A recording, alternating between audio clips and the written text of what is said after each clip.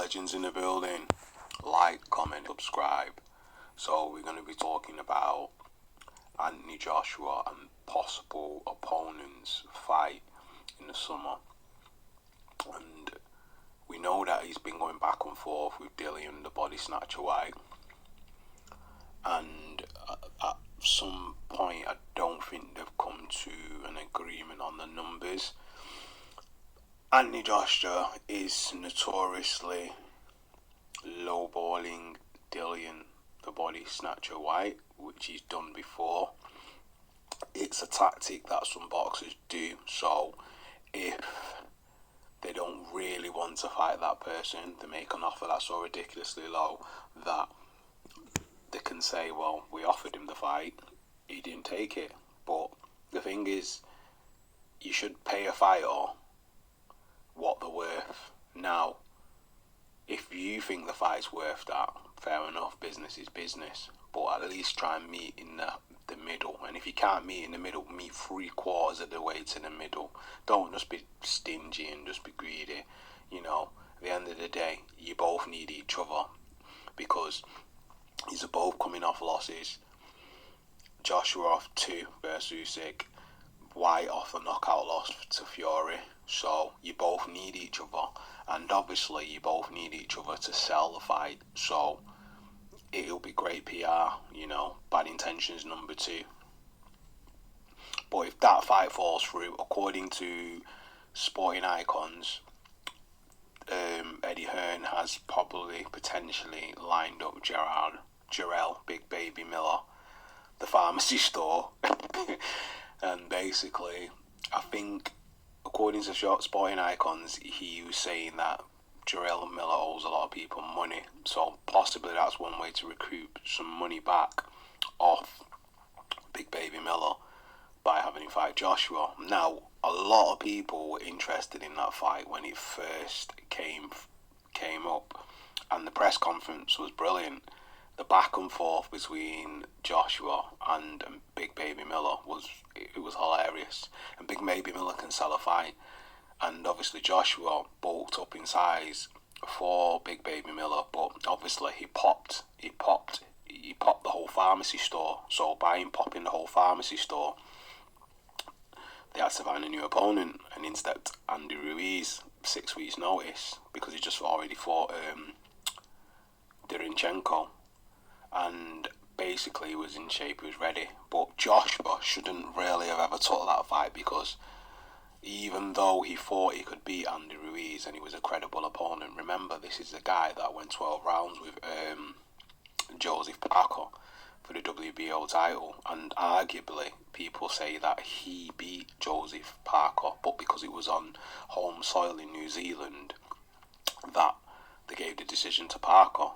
And obviously, you know, he did. I don't think in their eyes, in the judges' eyes there, that he did enough to beat Parker. But one of the heads of New Zealand boxing was just quoted as saying that Ruiz won that fight, and he was ashamed, and apparently he's supposed to have resigned his post because of the shame. Now, we know that the Kiwi people are very, very proud people, so if he did do that, hats off to him. But back to what we're saying about Big Baby Miller, that would be a really good fight. I don't know if it's a bit too late now, because, you know, Miller's been inactive for a while, and then now he started boxing again. You know, so is it going to be the same Miller that comes forward with his relentless pressure style and throwing volume punches? I don't know.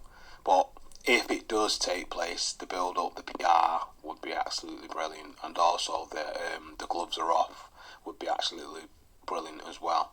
So it'd be great build-up to the fight.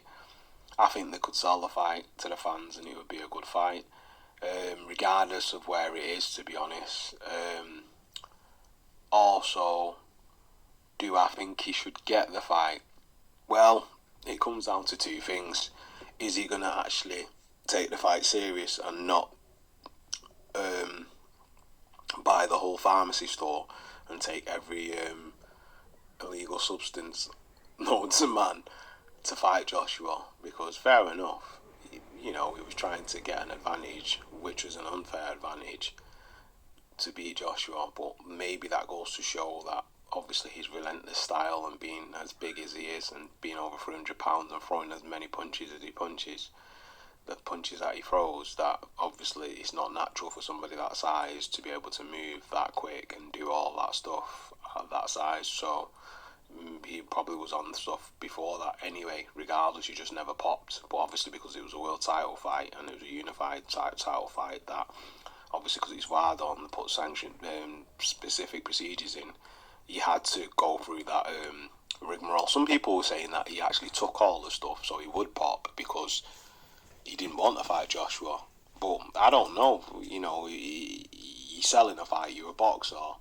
Was you just doing it just to go through the roles? But you know, once you got to you knowing that you had to do what you had to do, you just said, you know what, I'm taking as many drugs as I can, and you got caught.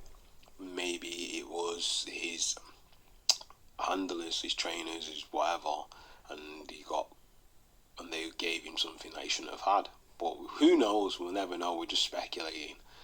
But me personally, I don't think Joshua should give him the fight, but I'd like to see the fight because it would be an interesting matchup and styles make fights, and obviously because of the vitriol and Big Belly Baby Miller can sell a fight, so it would be good to see.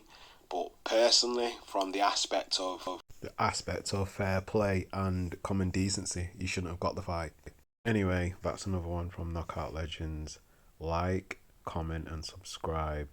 And I would stress again, like, comment and subscribe. Peace.